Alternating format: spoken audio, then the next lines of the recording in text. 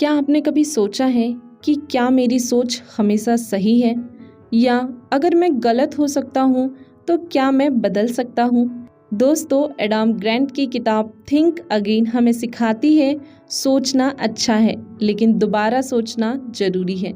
दोस्तों, इस वीडियो में हम जानेंगे कि क्यों दिमाग बदलना कमजोरी नहीं ताकत है, और कैसे ये आदत आपकी पूरी जिंदगी को बदल सकती है। अध्याय 1, rethinking is a super power. Adam बताते हैं, हम इंसान सोचते हैं लेकिन दोबारा सोचने से डरते हैं। हमारे बिलीव्स पक्के हो जाते हैं और ईगो उन्हें तोड़ने नहीं देती। लेकिन याद रखिए, जो इंसान अपनी सोच बदल सकता है वो अपनी दुनिया बदल सकता है। अध्याय 2, हम में से ज्यादातर लोग दूसरों की गलतियों पर तो झट से राय दे देते हैं, लेकिन अपनी सोच को रेयरली चैलेंज करते हैं। एडम इसे कहते हैं प्रीचर, प्रोसेक्टर और पॉलिटिशियन मोड। प्रीचर, मैं सही हूँ तुम गलत। प्रोसेक्टर, तुम्हारी गलती पकड़नी है। पॉलिटिशियन, मुझे बस जीतना है चाहे सच कुछ भी हो।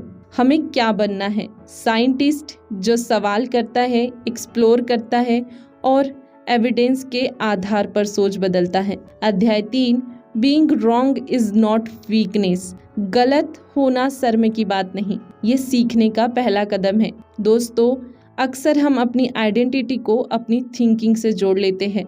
एडम कहते हैं, अगर आप अपनी राय को खुद ही पहचान लोगे तो आप कभी भी उसे छोड़ नहीं पाएंगे, चाहे वो कितनी भी गलत हो। राय बदलना यानी विकास होना, अड़ जाना यानी विनाश होना। अध्याय 4, the Joy of being wrong. सही होना सेटिस्फाइंग होता है, लेकिन गलत होना ट्रांसफॉर्मिंग होता है। एडम ग्रैंट न्यूरोसाइंटिस्ट का एग्जाम्पल देते हैं, जो गलती पकड़ने पर खुश होते हैं क्योंकि उन्हें कुछ नया सीखने को मिला। जब भी कोई आपकी गलती निकाले तो कहे थैंक यू, आपने मेरी सोच को नया रास्ता दिया। अध्याय 5, थिंक लाइक अ साइंटिस्ट। एक साइंटिस्ट हाइपोथेसिस बनता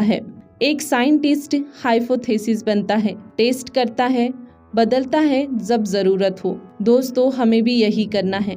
अपने विचारों को पत्थर पर न लिखे, उन्हें पेंसिल से लिखिए ताकि समय आने पर मिटा सके। अध्याय 6, the power of doubt. Doubt को अक्सर कमजोरी माना जाता है, पर एडम कहते हैं संदेश ही वो दरवाजा है जहाँ से नया ज्ञान प्रवेश करता है। ओवर कॉन्फिडेंस साइकिल से बचे। ज्यादा ओवर कॉन्फिडेंस यानी कम सुनना यानी कम सीखना, और कम सीखना यानी स्टेगनेंट ग्रोथ। डाउट करें लेकिन क्यूरियोसिटी के साथ करें। अध्याय 7, argument culture versus learning culture.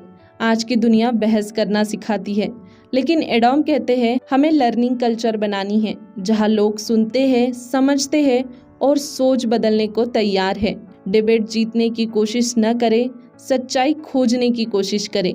अध्याय 8, अनलर्निंग एंड अपडेटिंग। अनलर्निंग का मतलब है पुरानी सोच को हटाना।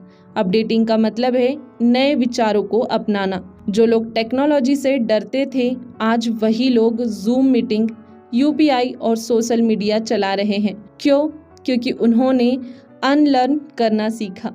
अध्याय 9, टीचिंग अदर्स टू रीथिंक।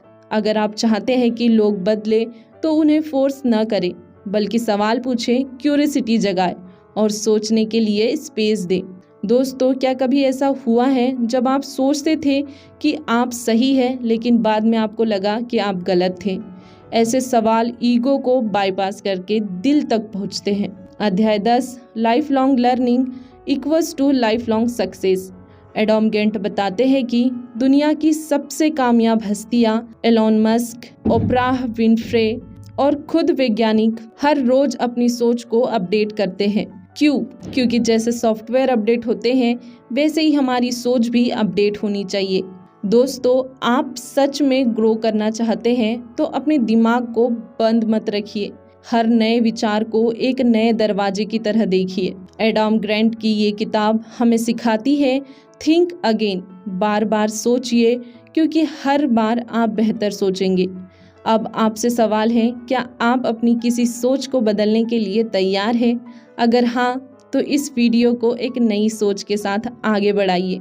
दोस्तों, यदि यह वीडियो पसंद आया है तो वीडियो को लाइक कर दीजिए और हमारे चैनल को सब्सक्राइब कर लीजिए।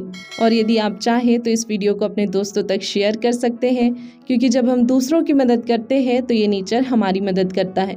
बाकी हम मिलेंगे एक ऐसे ही वैल्यूएबल वीडियो के साथ, तब तक के लिए धन्यवाद।